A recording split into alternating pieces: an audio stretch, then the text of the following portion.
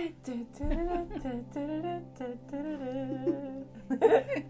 think I'm just gonna wear this. It's nice fuzzy. fur around there too. Fuzzy. My awesome Stark jacket. Is that from the original Jon Snow coat? Oh, Ooh, I hope so. That'd be nice. I love this hoodie so much. I think we'd What's in honestly here? be Starks if we were in that world. What's in here? Hopefully none of us would die. Oh, my keys. Oh, okay. Yay! They're You can take my car for a drive. They're gold coins. They're gold coins. I wish. That'd be great. Oh, love gold coins, please. So hello, everyone, and Hi, welcome back. everybody. Yay, we're Hi. back again. We positioned the camera a little differently because we're not watching the television Yeah, tonight. that's for sure. And we decided to change up the angle because it makes it more interesting, I guess. Until we look so Looking interesting. at us. Right. So we're going to be chatting about Game of Thrones.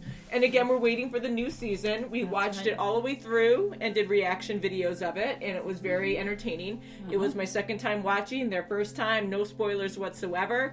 And you were very fresh to everything. So very scary. That's right. You guys don't watch movies. You don't watch TV shows, politics, news, all the normal, real stuff you watch. But they're not big TV goers. So, they're always outside, family-oriented, fun stuff like that. We all are. But, outside, not so much. You don't go outside. This is outside now. I watch the Waltons. I do a lot of computer stuff. Yes. The Waltons. I don't watch them. I watch the Waltons. Yeah. Well, that's a good show. The whole See, thing. it shows you it dates back to Wholesome. That's what right. they were into or what you were into. And I love Family Matters growing up in Full House. I remember that. That's right. And All those so good they're ones. not used to all the scary, horrific, very realistically wow. based. Yes. I mean, they have a lot of fantasy in it too, but TV shows that are out now. And when we started watching Game of Thrones, it started with us watching The Remnant first, the movie, and Kim freaked out. I thought it was hilarious. I do freak out with a lot of stuff, but I'm a little bit less, or I should say I'm a little bit more desensitized to stuff because I've seen a few movies here and there. Again, I'm not caught up like a lot of other entertainment goers because a lot of my friends are shocked there's so many movies I have not seen. I do love a lot of cartoons and animations. I've seen a lot of those, and I have watched a lot of of course Marvel and superhero movies, stuff like that, but there's a lot of classic movies I have not seen. Yeah. So that will go on the list. That maybe possibly we'll watch. never-ending list. The never-ending list. It's that's always for great. sure. Never. So if you haven't seen our Game of Thrones reactions, please check it on the channel.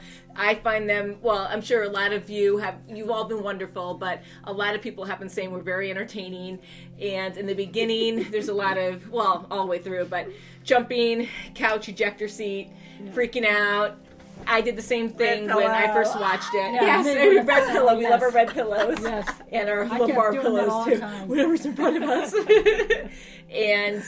But we learned as we went along, and we got braver. But it was still really hard to take in. It still is. And I trained myself. I now finally am out of denial that I still freak out and run off the couch when I'm home when the camera's not on me. But once the camera's on me, I train myself to, all right, stay here. And I kind of just tense up and I just clench my arms or I do something or just cover my face. But I tend not to run. But usually when the cameras start rolling, Wookie76, who is usually off camera for our Walking Dead reactions, always says, he goes, you always freaking run away at the best parts. I'm like, I can't watch it. Someone died. I can't help it. It's just not an attention thing. I just get so freaked out and emotional. I can't watch it right in the moment. I have to know, and then I could watch it, and then I'm okay. Mm-hmm. But it makes a funnier reaction when you're in the moment and you're actually watching. So it's different on camera. Yeah. So I joked at him, well, maybe I should watch everything on camera then. So that way I'm very good on the couch and just kind of flailing. But you both did wonderful throughout all Game of Thrones. It started off as a joke. Mm-hmm.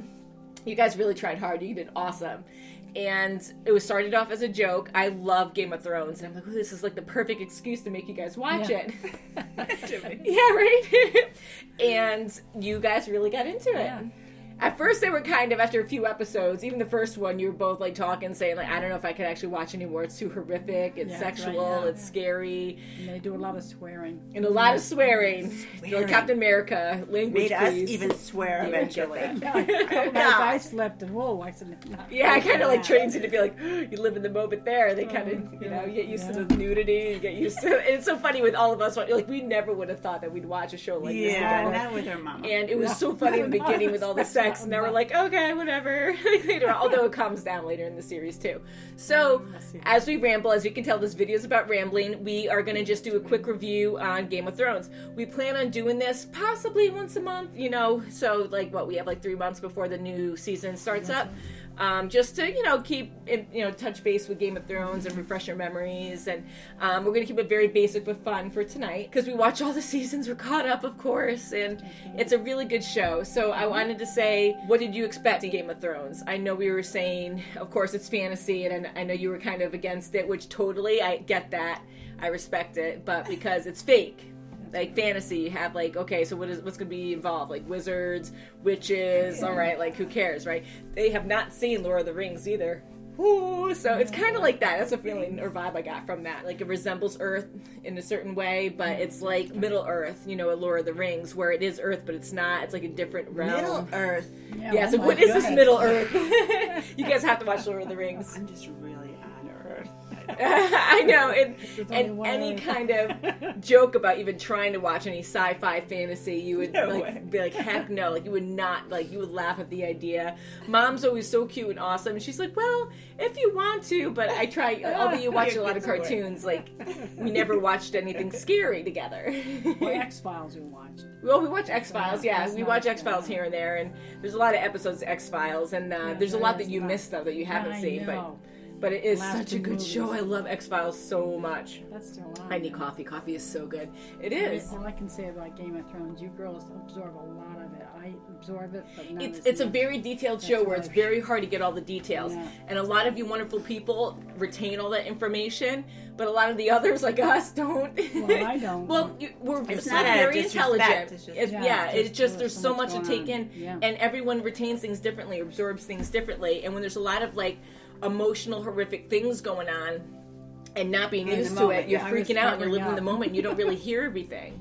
But a lot of literal people, a lot of people who are calmer and are desensitized to that kind of stuff can focus more on the dialogue, which is great, but we're not like that, so it takes a few tries to be like, all right, oh, that's why that happened. So it's almost like rewatching the series again. But do please say, because I want the fans to know that it's your choice and Kim's choice to watch the show, because they were telling me in the past, in a nice way, but they were saying, don't force your mom to watch a horrific show. No, you were not twisting my arm. Yeah, they would ask. They were like, oh, are we going to watch the next Game of Thrones? I want to know what happens with so-and-so. It was all their decision to keep watching, and it was really cool. It was very exciting to watch. So yes, it was our decision. Yes. That's for sure. Yes, definitely. Yeah, and it's been a fun, interesting We were kind of like, oh, should we keep going? But then it got more interesting as it went because on, all he so knew, that's why. Yep, and all you knew was fantasy. Okay, what's going to happen? I said medieval era.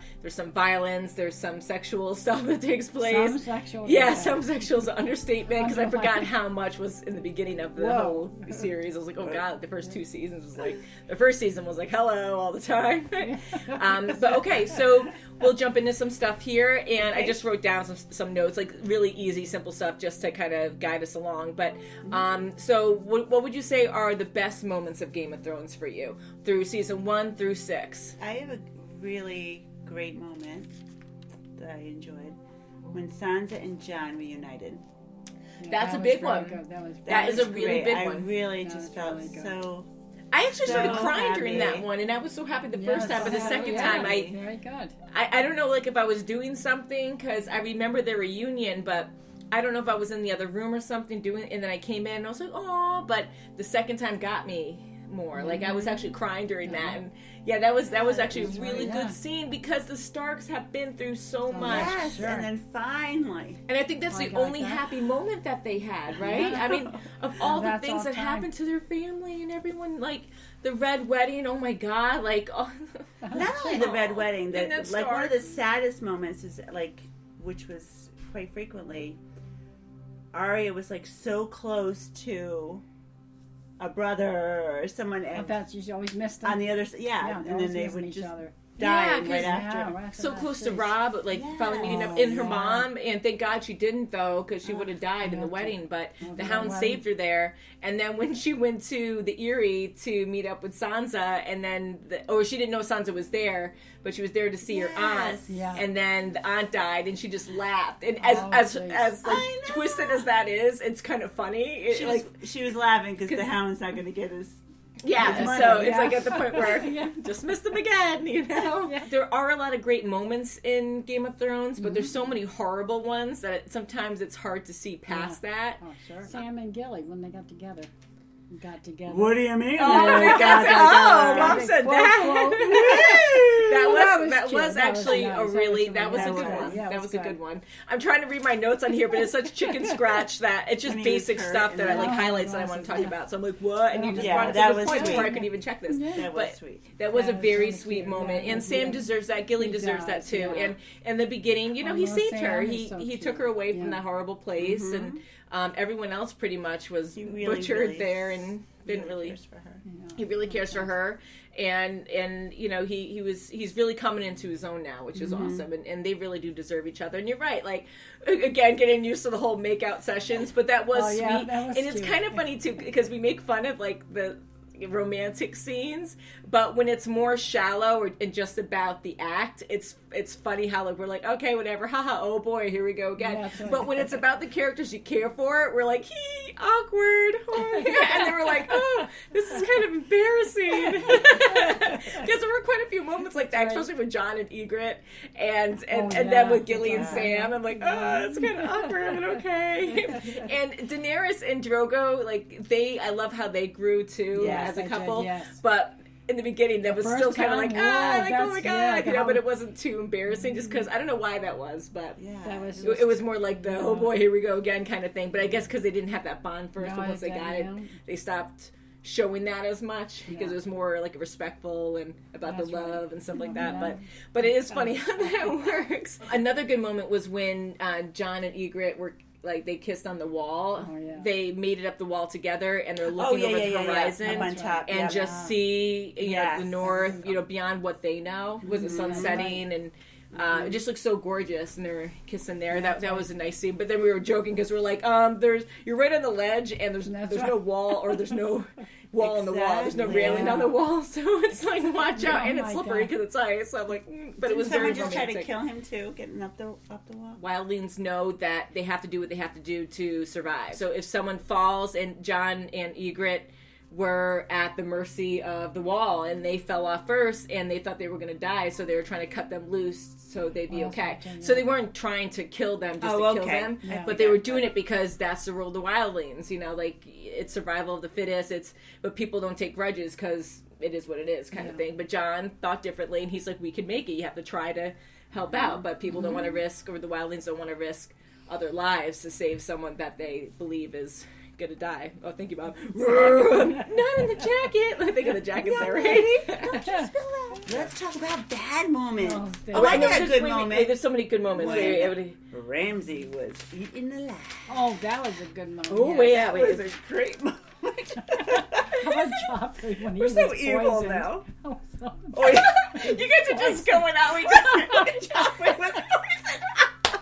This is so bad. I can't even read I this. can't help it. We're so evil. Yeah, but I despise him. We better say another Hail Mary. Yeah, I've got tonight. Hey, that's real. And an Our Father.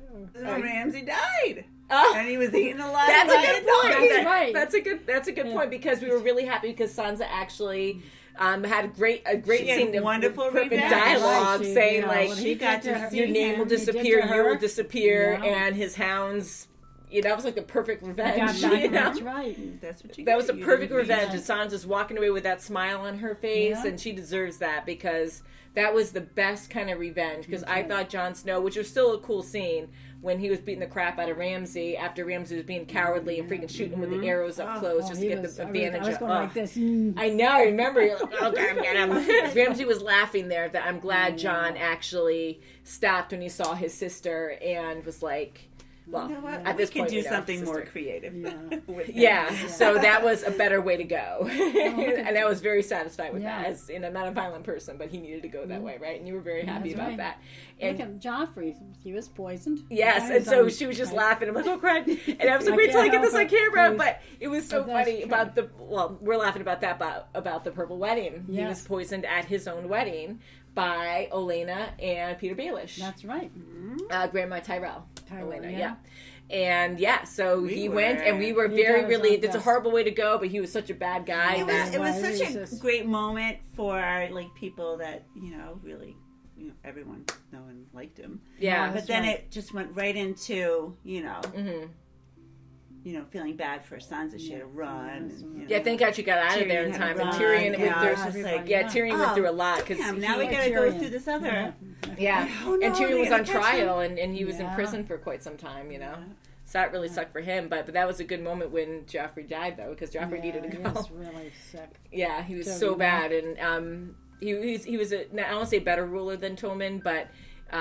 He never got stepped on, but he was horrible. I'll take that back. No, Tommen was still a better king than Joffrey, but he was still a bad king because Tommen couldn't lead or anything. He just wasn't good at it. He was too sweet. He was too young. Yeah. And here's another good moment. Speaking of Tommen, we'll talk about that too. We'll talk about bad moments, but I found that as a bad moment. I'm pretty sure you did too. But when Marjorie dies, it's so sad. When she was with Tommen, I really liked Marjorie, but I did too. And rewinding back, I thought another good scene I remember was when we were watching The Black Water, which you both handled very well. I was worried that they weren't going to stay in the room for that. But again, like you said, it was a dark battle. It was at night. And you couldn't see everything all the time, so it was a little bit easier to take in. But it was scary with Tyrion because he almost died, but then he was saved by Podrick because he's awesome.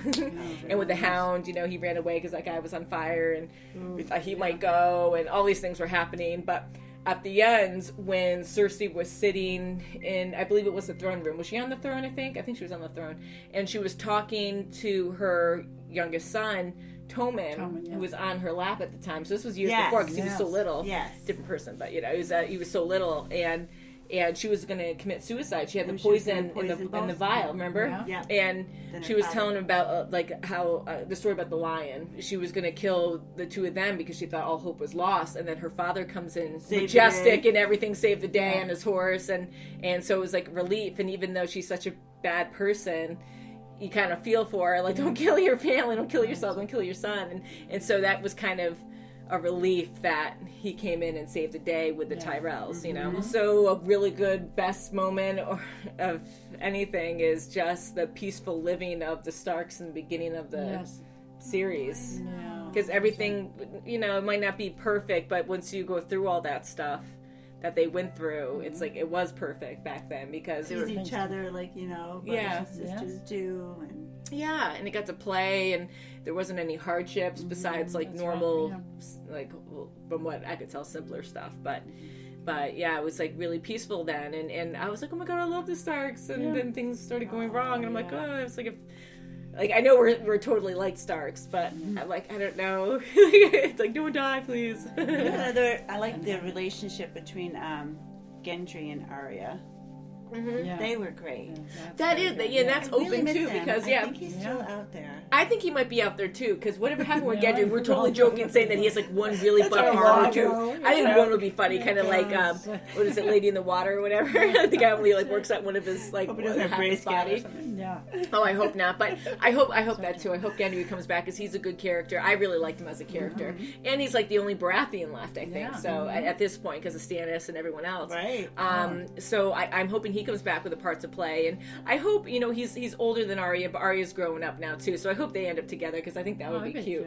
I think she needs that, to pull back into humanity a little bit because I love Arya, but she does have a dark side now. Yeah. And again, nothing's black and white in this show, which is great. There's a lot of gray areas, but I still love her. She's still a good character in my book, but I think he would be awesome at keeping her level-headed. Although she is very level, you know what I mean? Not so murdery, as Nicole would say. Another good moment and a really sadistic moment is when Arya Frey, when she actually butchers dirty old man. Yeah, she butchers his family and puts him in the freaking pie, like the story. and he, oh God, and eats it, and I'm like in denial. I'm like, no way she did that, no way. And the way she killed him, and how she's looking off, like pleased that she accomplished that. Which we were so happy to see the Frey go, the Walder Frey, because he was such a bad guy. So bad. He needed to go, and it's been a long time coming, but it was cool that Arya was able to do it and give that speech, you know, like the last face you'll see is the Stark before you die. And I thought that was really cool and epic. Another good scene is when Daenerys actually got the Unsullied. That was really cool. And they didn't know that she could speak Old Valyrian, and she acted totally cool. Wow. And she got a whole entourage of soldiers. That was fantastic. It was so cool. He was so surprised. It was so cool. And when she's like Dracarys, and when and that was a good part too with Drogon. Oh, you feel so bad because you could tell the dragons were attached to their mom at that point, and he was like all distressed on the chain, and the guy was holding them, and he's like calling for his mom, and so then she turned around and set the guy on fire and took the Unsullied with the staff, and that was so cool. I love that. That whole scene is so powerful. Like you get chills and just live in the moment. It's so cool. That was fantastic. I love that so much. That was a really good scene. And when the slaves are coming out of Yunkai, and she is like swarmed by all these people, and she just like walks like through the people, and they're all saying Misa, Misa, you know, for her mother, and they lift her up, and that was a cool scene too. Like I was a little nervous that something was going to happen. Like, oh, someone's going to stab her in there. You never know. You don't know these people. A lot of great moments. She did have. Even the beginning when she walked out of the fire, walked out, in the beginning, the first. Yeah, that's like a huge scene. It's like I'm trying to think back, and it's like, oh crap, that's a really big scene. That was a powerful scene. That was when she first got her dragons, and she didn't die. It was, sad with Drogo, but that whole thing initiated what happened, and with her burning and the eggs hatching. So that was very powerful. These little dragons are huge. Hodor. I was thinking about Hodor. Poor. That one is so sad. I know. We were all emotional during that. That was the most that we've cried. You were crying like crazy. We love a lot of the characters, and that's why this show is so great, because you really, really start to care for these characters like they're real people, and you just follow their story, and you live in their moments, and when something like that happens, it's like, and we're all focused on the show, and I try not to look over, because as we're all caught up now, but in the beginning and all the way through, I already saw it, you haven't, so I didn't want to react or do anything to freak you guys out, to be like, something bad's gonna happen, so I never really looked at you guys. And rewatching it while I'm editing, it's like, holy crap, like seeing how we all reacted together. And that scene was so emotional, and I was getting upset, but I was training myself, like, don't cry, you already saw it, you're good. And then when you started crying, I was like, oh my God, and I just like let loose. That was such an emotional scene, and it's crazy because it shows you that Hodor, full circle, Walking Dead is rubbing off on me, we keep saying full circle, but it is a full circle because Hodor, back in the day, he was a stable boy, and because of that horrific event that was taking place in the present with the White Walkers and the Whites going after Bran and friends, he needed to connect with Hodor, and it just sent that whole mentality of him becoming Hodor and having the seizure and stuff. So that was destiny. Like, that made him Hodor. It made him do all this stuff leading up to then. Like, it's a cycle that had to take place for Brandon to survive. He was such a good guy, too. It's just... And even with that horrible thing that happened to him, it's just... You can tell he was a really good-hearted guy, and a big guy, too, and very handy to have around, and he really saved Brandon, and in a lot of different cases, he saved a lot of them, all, It was so sad. That was horrible. Absolutely horrible. Another horrific scene is when Jon Snow freaking died. Like, we were very upset about that. I thought you guys were going to quit the show. Like, I had to calm you guys down, like, after we did our whole talk after it. I'm like, I couldn't say anything. That was the hardest thing. And I'm like, don't worry. I know it sucks. And I couldn't really say anything, but I was so afraid you guys were going to quit the show after that. But he's back now. We would have found some other love, I guess. I know, right? There were a lot of attractive people on the show. Red Baron or somebody. We love calling him the Red Baron. He's so awesome. I don't know his name. I just He's cute. Tormund's his name. Tormund. Yeah, he's fun. He's a fun guy. But instead of Tormund, we like to call him the Red Baron because he's a really Red Baron's a fun name. That's what we labeled him. Just like how we label our coffee black water. We have names for everything. And Milk of the Poppy is when we have milk or when we have some kind of creamy beverage. And Kahlua or not that we're trying to insult anybody. We just make light jokes. Lightheaded. Lightheaded. We like to be lighthearted. Yeah. We like to have fun. That's all it is. We're not trying to insult anyone. We don't go into anything. Literally think it's what we say it is. We just like to have fun. There are so many. Oh my God. So I'm happy that Jon came back, and a really sad, horrible moment was with Shireen when they burned her at the freaking stake. Oh God, that was horrible because poor thing. none of that should have happened anyways. None of that should have happened anyways at all. But it made it worse because the parents agreed to it, and she wanted to help them out and had no idea how she was going to help them. So when she's walking up there and then finally realized what was going to happen to her, she must have felt so betrayed and so frightened. And I'm like, that is so emotional. That's so sad. And they forced her on that stake while Stannis and his wife watched. Like, I can't imagine. No. And again, I know a lot of people love Stannis, and I know he's great in the books. He's trying to be a good king or great king and just do what's right for his kingdom. But to sacrifice your own daughter, I just can't see beyond that, because... especially someone so kind-hearted. If she was like Joffrey, then... She was super smart. No, she was super smart. And so Davos, I love Davos so much. And the horrible pain that he had to go through. And losing his actual son. And that's pretty much like his daughter, you know. Oh, definitely. Shireen's like his daughter. It was so sad. They had a great relationship. Yeah, so that was so horrible, too, to get over. I'm like, in the moment, it was so hard to watch. Even if you couldn't, like, didn't show it, you heard it.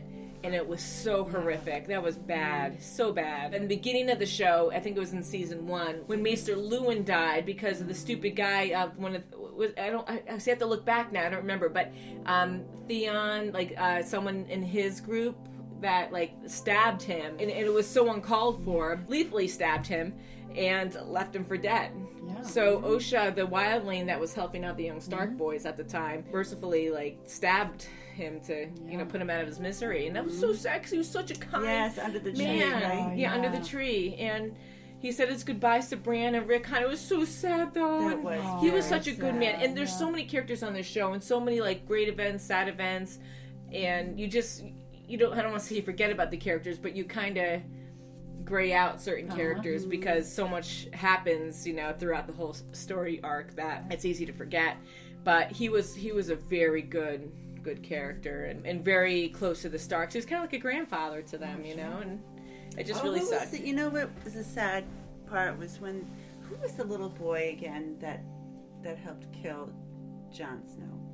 Ollie. That was sad too, because Ollie was so full of hate. He watched his parents die and get eaten.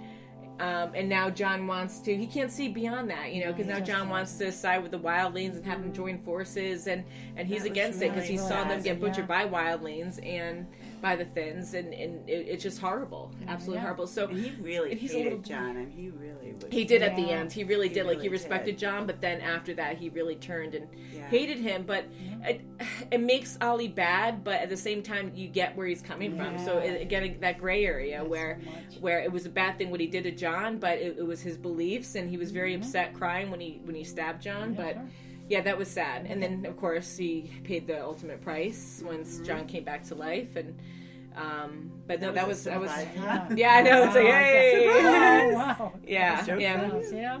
And I love Ghost and Jon's relationship. I love how the direwolves are so close to their master or their friend, however you want to see it. But it's sad that with all the Starks dying, which really sucks, the direwolves go, or vice versa, it's just how many are left. I think it's just Arya's wolf, Nymeria, and Ghost are the only ones, I think. I think they're the only ones left. So hopefully Nymeria will come back, because that'd be pretty cool to see in the new season. What about with Tillman when he after Marjorie died? Oh, because we started talking about that before, and you're right, because when Marjorie, when she blew up in the church, and they were going to do that whole trial thing, and she knew something was going on. She's like, the Queen Mother isn't here, and they weren't like the Sparrow, like the High Sparrow, he wasn't listening to any of it, and they wouldn't let any of them leave. They stayed there, and it was their tomb, and they blew up, and Tommen, the mountain, made him stay there.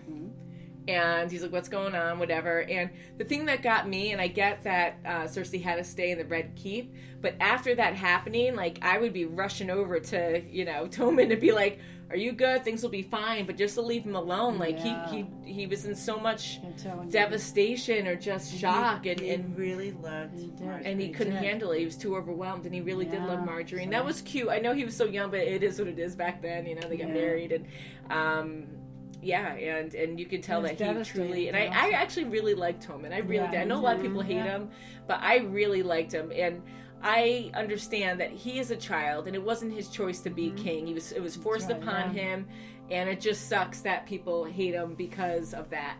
And it sucks with the decisions he decided upon because of the High Sparrow and giving all them control just kind of screwed up everything. That's right. But he just couldn't handle it, and he's still a boy. He's just a boy, you know, and I have a soft spot for him. But if you think about it, Cersei really started that whole concept. Oh, she did. Absolutely, you're right. And so, I mean, so she screwed. Yeah, she screwed a lot of people over. And I got to say, I really do love Cersei as a character, and she can be evil in a lot of ways, but she loves her kids. Like, she was so devoted to her kids, even though she screwed up a lot and got a lot of them killed. But yeah, it was. I think she's an awesome key player in Game of Thrones, of course, and so powerful. And I just love how conniving and intelligent she is, and how she could just manipulate everything to her liking all the time. Like, it's so fun to watch. I love that so much. But with all that, I thought she'd be able to run to her son to be like, "Things are good, you're okay," to like console him somehow. But I know she didn't expect him to do that either. But he was just too overwhelmed. He's trying to do the best he can do, and he felt like a failure. I don't know. I just felt so bad for Tommen. I was so shocked. By that. That was so sad. I think one of the most exciting moments is when the Hound and Brienne were fighting.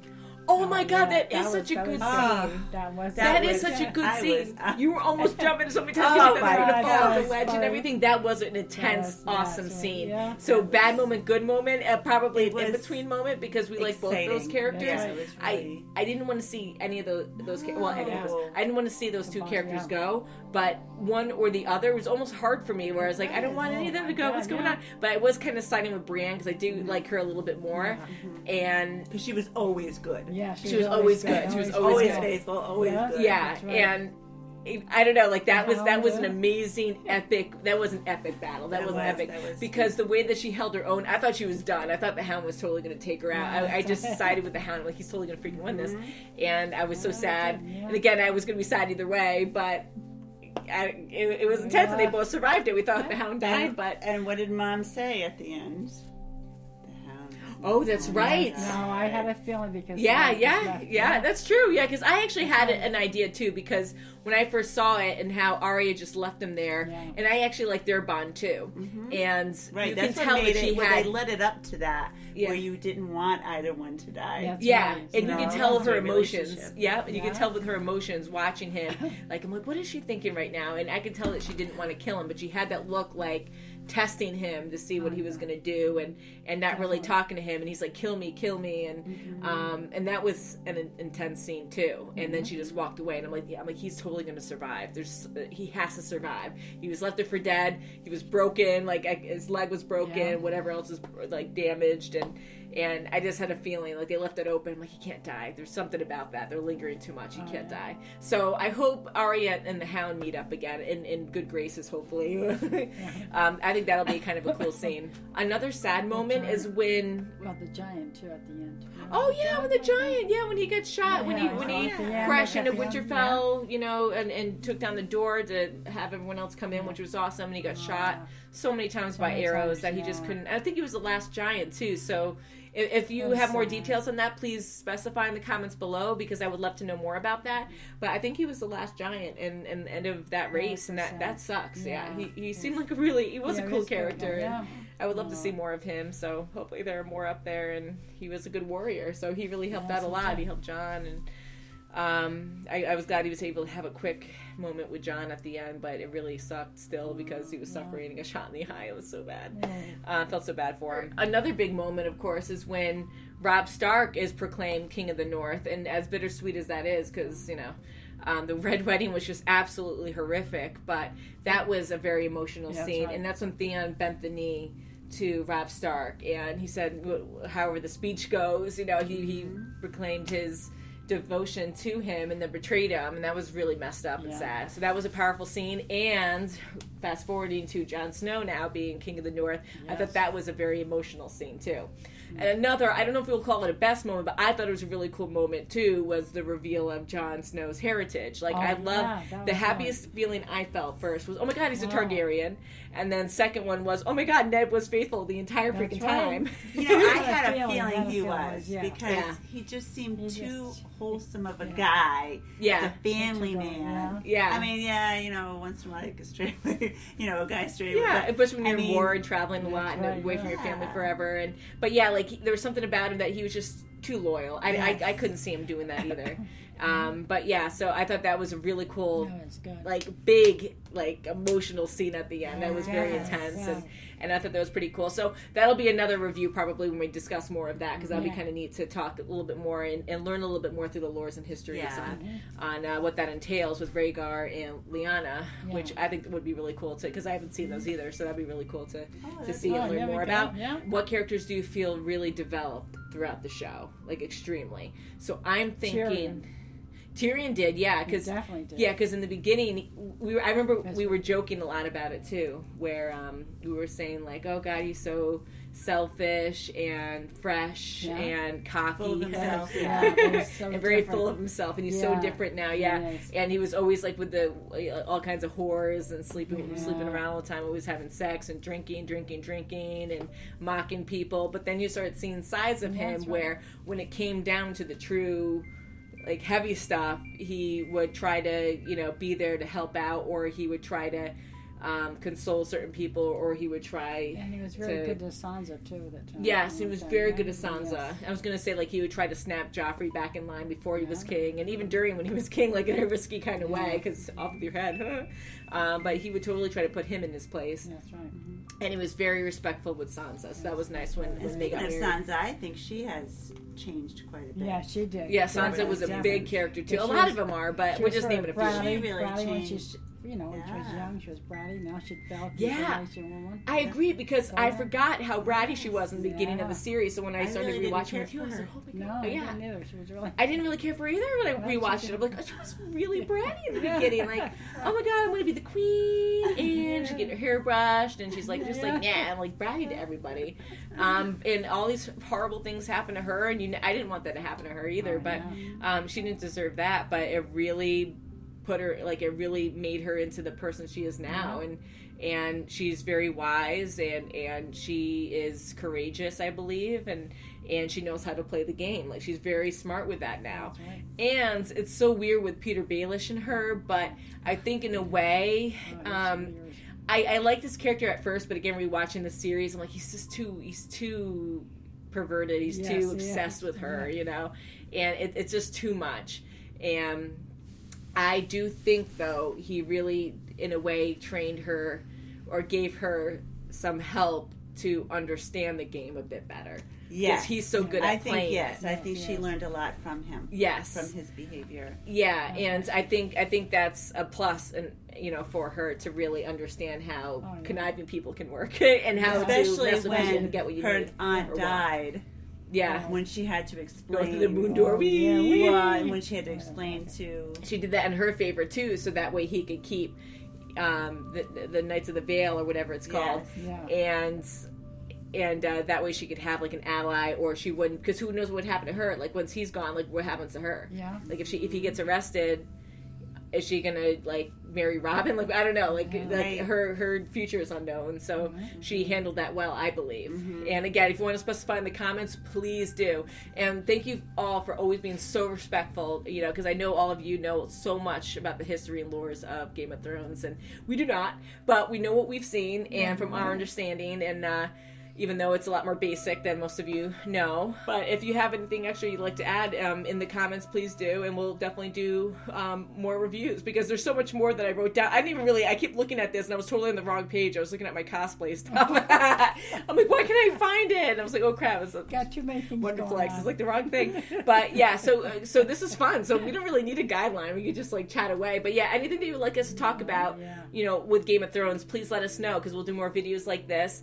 And I wanted to talk about Theon and everything, but it's getting kind of late, so we'll just wrap it up. But yeah, I love Theon too. Like at first I didn't like him, but now I do. I think it'll be cool to predict what will happen in the new Game of Thrones. So we'll do that in another video, because I think that would be very interesting. I wanted to add that tonight, but we've already been talking for quite some time. It's pretty late right now. So I hope you enjoyed this. Yeah, they're watching the clock in front of us over here. Don't look at that one. That's too. Yeah, that's a lot. Although it's around the same time now, even though that one stopped. It's around that time. But no, that was really a lot of fun. So we'll definitely do this again. Let us know what you think and what you would like us to talk about, because that would be actually I enjoyed this, so this will be fun to do again, and we can continue on the topics again. We missed a lot, but we had so much to say.